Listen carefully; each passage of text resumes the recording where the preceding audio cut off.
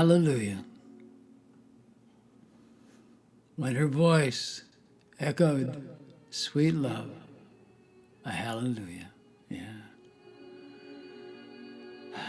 Hallelujah, bouncing off the hills. Hallelujah. Hallelujah, echoing off the hills. Yeah. All right. You know, sometimes people say, what do you mean by all those haikus about love? I say, I'm talking about love from my experience, from kind of what I want, what I am, where I'll be, but love is the answer, said John Lennon, and he was right. Right. They all said it, you know. Jesus said it, Muhammad said it, everybody said it. I think the job is to be it. Be love. Be love.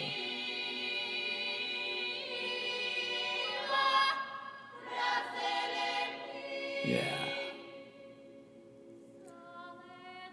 All right, so sweet, those voices, you know, echoing off the hills. We come to this week. This week of the I Ching. You know, back in the day, there was a cat named Kenkizi, the magic bus. Yeah, toured all around the 60s. Giving out words, giving out messages, giving out LSD, giving out all kinds of stuff during that time. Mm-hmm. But he said this about the I Ching and stayed with me. The I Ching is not always, he's talking about when you throw the I Ching. The I Ching is not always a Valentine. Sometimes it slaps you in the face. Mm-hmm. Have you noticed? And I think this week is one of those. So get ready, man. Get ready. Turn the other cheek. Okay. Yeah. All right. We look into the I Ching. We look into the Book of Changes, the Book of Answers. Answers to our questions, comments on the way we're living our life. Are we living correctly? Are we acting correctly? Are we moving correctly in our life? Well, it can't be perfect. Maybe you can. I don't know about that. But as we do, we act correctly. We slip off the path. We get back on the path. It's that easy, and it's that fucking hard. You know what I mean? So we do that, and we come back. And so here we are for the I Ching for the week of January 13th, 2020. We're in it. We're in it, the age of Aquarius, yeah. Number 54, Gimai, receptive and yielding. Okay, think about that. If that was the only advice, just dig it. If there were no other words, 54, Gimai, receptive and yielding. Think about that in your life. To be receptive and yielding. Consider it. Okay. We look at the two trigrams sitting on top of each other. Above is Zen, which is shake to excite and inspire. And below is the open, free, unhindered. Yeah, unhindered. So that's kind of what we're talking about. To move forward and not to be hindered by anything. You know what I mean? Not to be hindered by anything. The wisdom.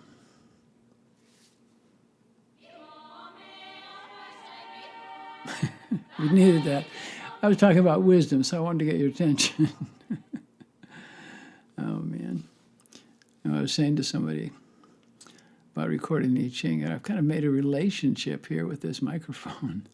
Because why? Okay, why? Because I know that it goes out to you, and it goes out to your ears, and from your ears to other ears and to other mouths. Mm-hmm.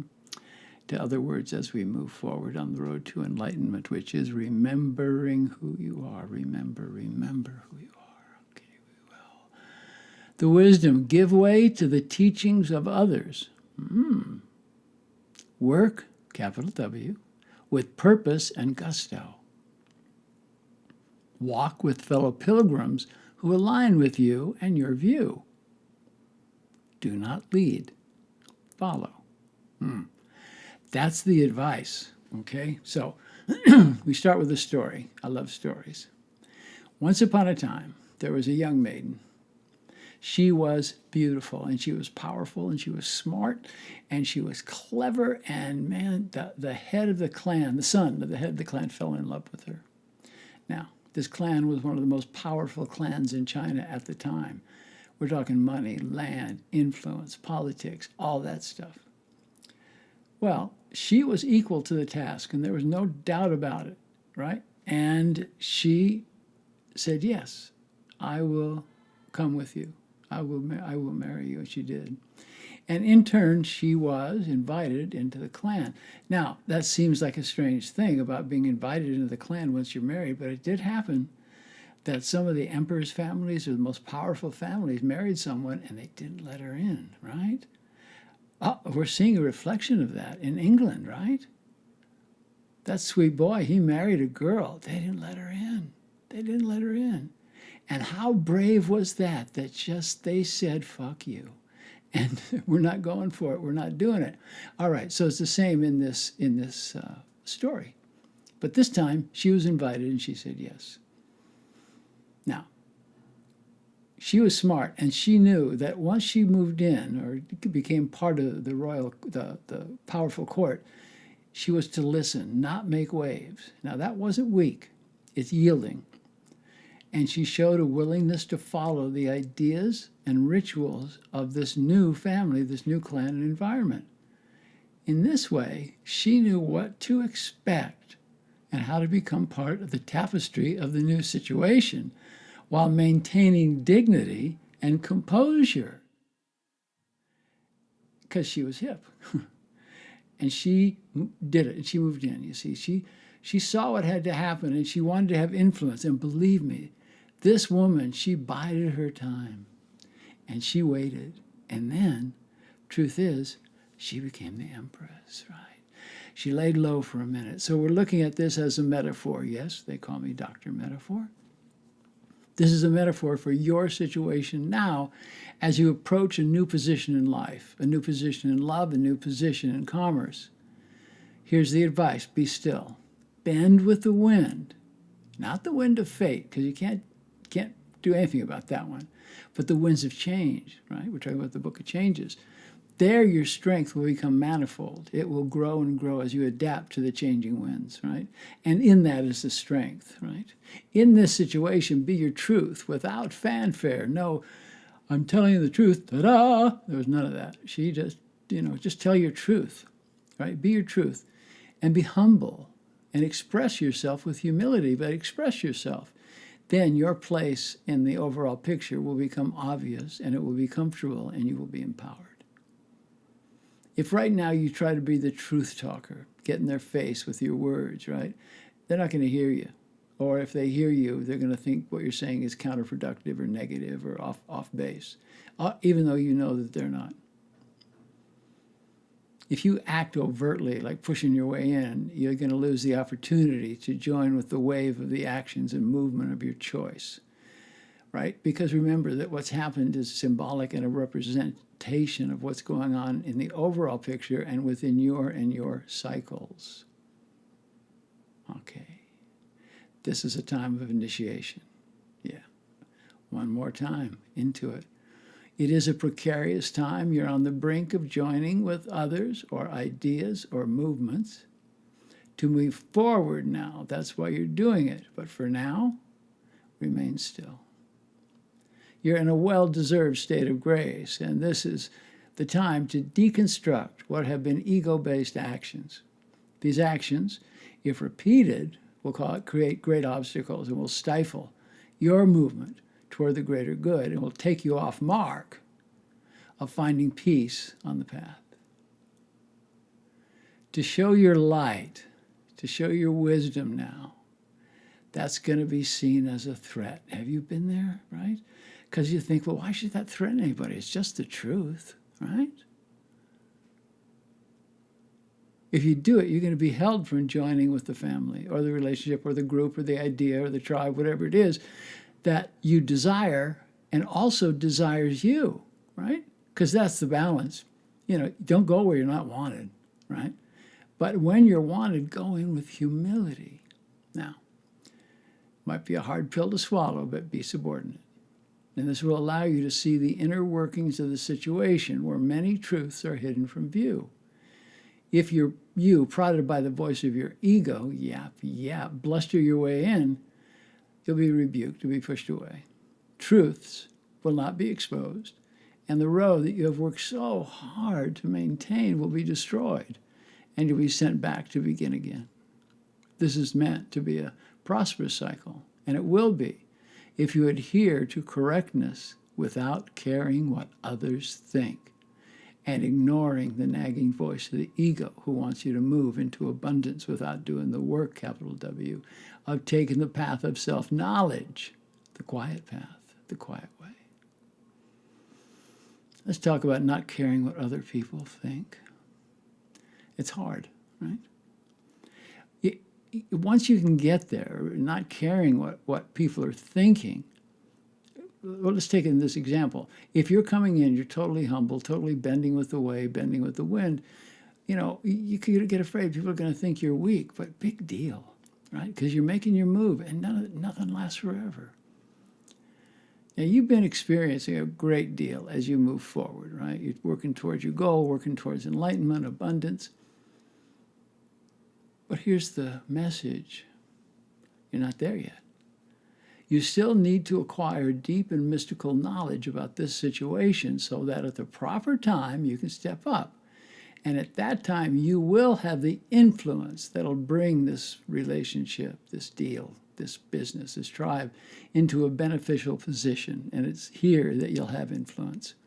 Your sacred journey to leading the goals, meeting the goals that you desire, leading, and will be in harmony with frequencies of the greater good for all your fellow pilgrims. I've talked about the General Sun Tzu, who says about leading, don't lead from the front. You get picked off. Lead from the middle. And this time, you got to be covert about leading. Just be humble. For now, bow your head while you determine the lay of the land. And it's then and only then that you should raise your head and shine the light that you've held in your heart. Forewarned is forearmed. Okay, as I read this, I'm thinking about people that I've counseled in relationships. If there's somebody who's kind of like bullying and doing all that, just lay low. Let them get it over with, right? Don't hit them in the stomach. Don't give your power up that way. Let them bully, and then you get to the place where you've been quiet, and then you can raise your influence. That's going to slap them upside the head without having to say a word. If you try now to have your influence now, or being heroic, right, doing stuff that, is totally cool, totally hip, you're going to only affect, you're blocking your entry into the garden, into the Garden of Eden. You're going to block yourself. So just chill, bide your time, cool your jets. And it won't take long. Quiet the ego. Meditate. Feed the soul, yeah.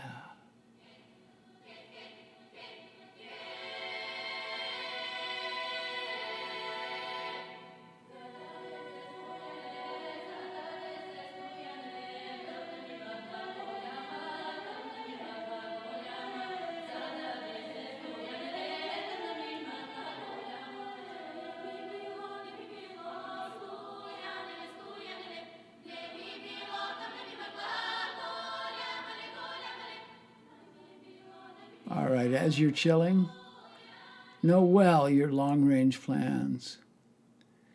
And in this quiet place of contemplation, silently make your plans. You see, it's not the time to exert your influence, not yet. But not yet does not mean never. It means that things are not in alignment. Not in alignment for you to have the influence on the situation that will be necessary. And if you give it up too soon, man, premature ejaculation will happen and you're going to lose your power, right? For now, be a part of the nameless, right? Be a member of the team that works diligently, but does not try to show its greatness nor its cleverness. It's from this position that you will observe where there are dangers and pitfalls. The benefit is to come, and it will be there. Just be the secret agent of the soul.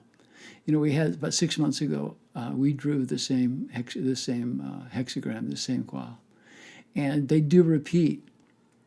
And some of the lines repeat because, after all, it's a translation. But in my interpretation, there are some changes because that goes with the times, right? So I say, become a secret agent of the soul. I think I'm going to have badges made and send them out. Be a secret agent of the soul so that when you make your move into the inner sanctum of your desires, you're going to do it, man, with style and grace. And this will be the dance. That'll be the dance of love. You're going to nourish yourself. You're going to nourish your soul, going to nourish your life. Because in this are lessons. The lessons of humility and compassion, they're contained in this reading, this qua. At this time, be without visible direction. All right, that's a trick. Okay, I'm teaching a trick. Make it look like you don't know where you're going, right? And then go. That's how you do it. And move when you do. Be compassionate and be humble. Be inconspicuous. Now, it doesn't mean you're not going to laugh, you're not going to dance, you're not going to be a happy person that you are. Do it. In fact, do it even more. Don't fake it, do it. And be present. Be where you are and kind of dig where your feet are right now. And know this, you are not in any danger. Why? Because you're being still and you're following, and that's safety. Right?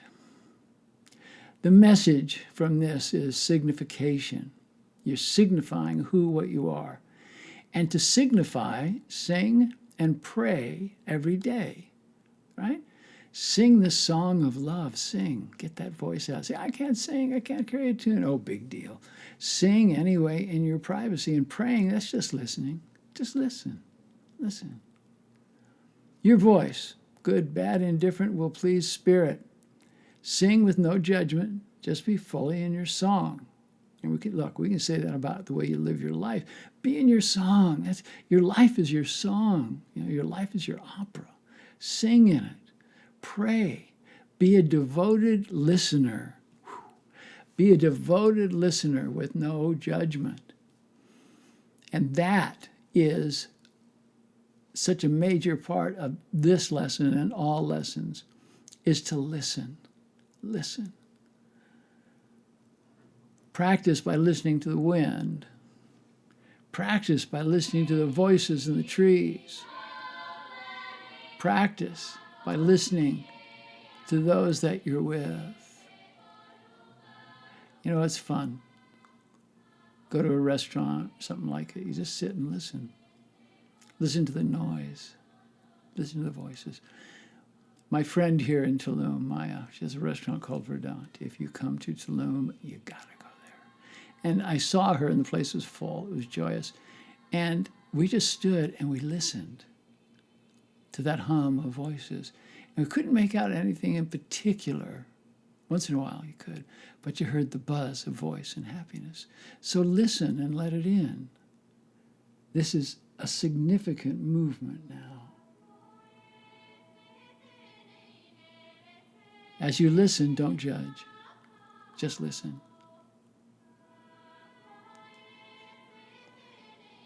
The haiku. A hallelujah. A hallelujah. When her voice echoed, sweet love. A hallelujah. Yeah, she did. Right? I think she knew she was saying it over sushi. I think so. But it was an echo off the mountains of a hallelujah. Yeah. And that's the idea. So be in yourself this week. Be humble. Be stealth and make your way in. Be humble. Be graceful. Walk with grace. Men, women, be graceful as you walk. Be graceful as you sit.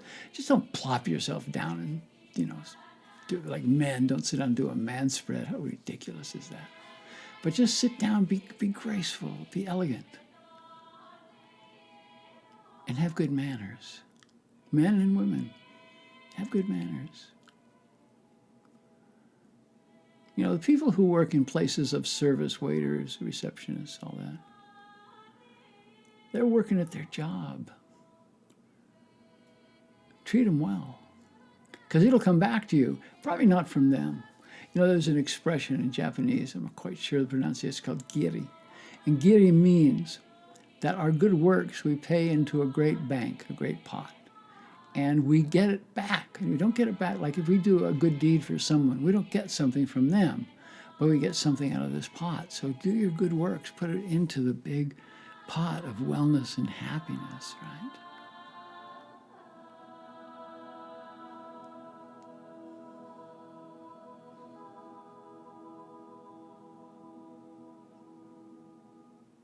So we come to the end of this week's reading, and we just kind of see where we are and what's going on and what's happening.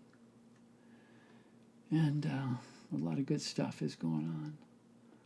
A lot of good stuff. And we move toward it, and we move into it.